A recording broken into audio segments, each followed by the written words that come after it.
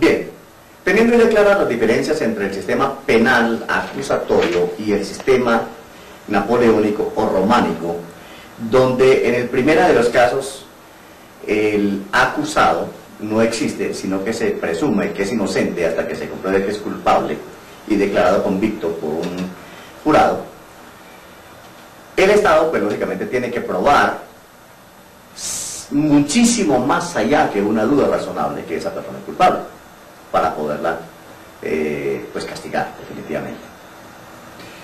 Prima la oralidad, quiere decir que lo que más interesa no es tanto la documentación, ni el papeleo, ni los testimonios por escrito. Lo que interesa es la parte emocional del juicio. Por eso es que el jurado está muy atento a las emociones del acusado, está muy atento en la forma como la fiscalía presenta sus testimonios y cómo la defensa hace con vehemencia pues su papel de defensor de este acusado. Es interesante anotar, por ejemplo, este caso. Toda persona en los Estados Unidos, no importa la raza, no importa la condición social, no importa su estatus económico ni su estrato social, tiene derecho a un abogado público pagado por el gobierno norteamericano. Eso lo dice la cuarta enmienda de la Constitución de los Estados Unidos.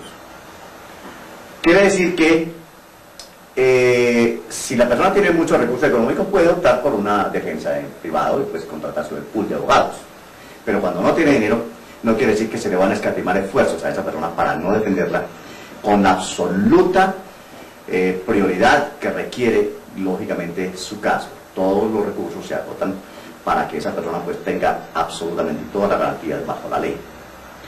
Esa es la diferencia. Hay algo interesante.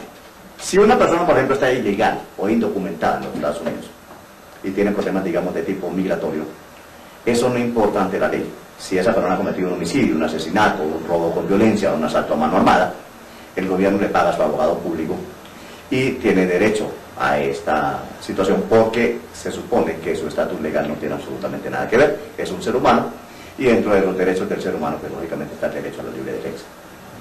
En cambio, si esa persona que es ilegal, que es indocumentada, está en los Estados Unidos y es arrestado por un oficial de inmigración y tiene algo que alegar dentro de un juez, por ejemplo, para que le sean respetados sus derechos para no ser deportado, no tiene derecho a un abogado público pagado por el gobierno, porque se supone que no es un delito federal, digamos, de tipo criminal, sino una contravención a la ley migratoria. Entonces él tendría que pagar, por ejemplo, su propio abogado para que lo defienda en una corte de inmigración para que no sea deportado fuera de los Estados Unidos.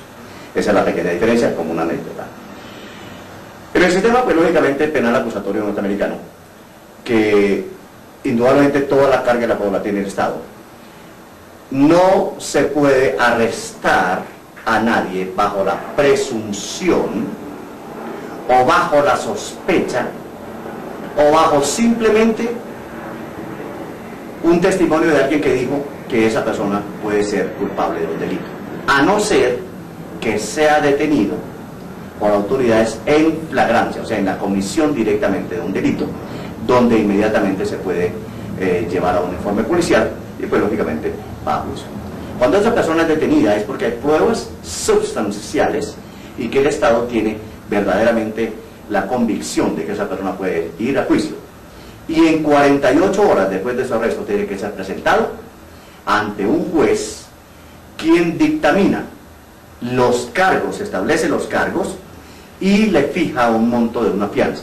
Si la persona, por ejemplo, los cargos son menores o no son delitos mayores y la persona tiene cierta relevancia en la sociedad, tiene cierto prestigio, tiene cierto carácter, tiene cierta conducta moral, no tiene antecedentes criminales, pues lógicamente el monto de la fianza va a ser reducido y esa persona puede ir al seno de la sociedad mientras se le establece una fecha para establecer su juicio, que puede ser 6 meses o 1 año dependiendo de eso.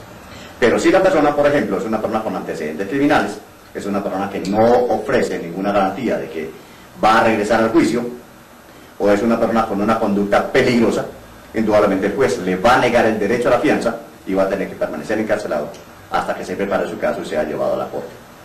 Esto es otra de los sistemas que nosotros tenemos en los Estados Unidos para los acusados de crímenes, no importa si son violentos o son de tipo organizado. En Estados Unidos el crimen se considera, por ejemplo, en 2 categorías: crímenes violentos y crímenes no violentos. pero no quiere decir que los unos tengan menor castigo que los demás. Crimen violento es todo crimen en contra de la dignidad de la persona, en contra de la vida de la persona, que pone en peligro a la sociedad. Por ejemplo, el asalto a mano armada a un establecimiento, el asalto a una persona, por ejemplo, en estado de indefensión, el robo con agravantes, todo eso son crímenes de tipo violento, o el uso de un arma en la comisión de un delito, puede ser un arma cortopunzante, un arma contundente o un arma de fuego. Hay estados como el estado de California, el estado de la Florida, que dicen 1, 2, 3. Primero, sacar un arma. Segundo, apuntar. Y tercero, disparar. La primera vez, 20 años. La segunda vez, 40 años. La tercera vez, vida, cadena perpetua. Por esos delitos. Y uno de los delitos más graves, por ejemplo, que pueden ir contra la dignidad humana son los delitos de tipo sexual. O el depredador sexual, el violador, por ejemplo, se consideran, pues, lógicamente, unos delincuentes que no tienen, pues, garantía para volver a salir a la calle y volver a ver la luz del sol, o no pueden vivir, por ejemplo, a menos de 100 pies de una escuela pública o algo así, porque son personas consideradas muy, pero muy peligrosas.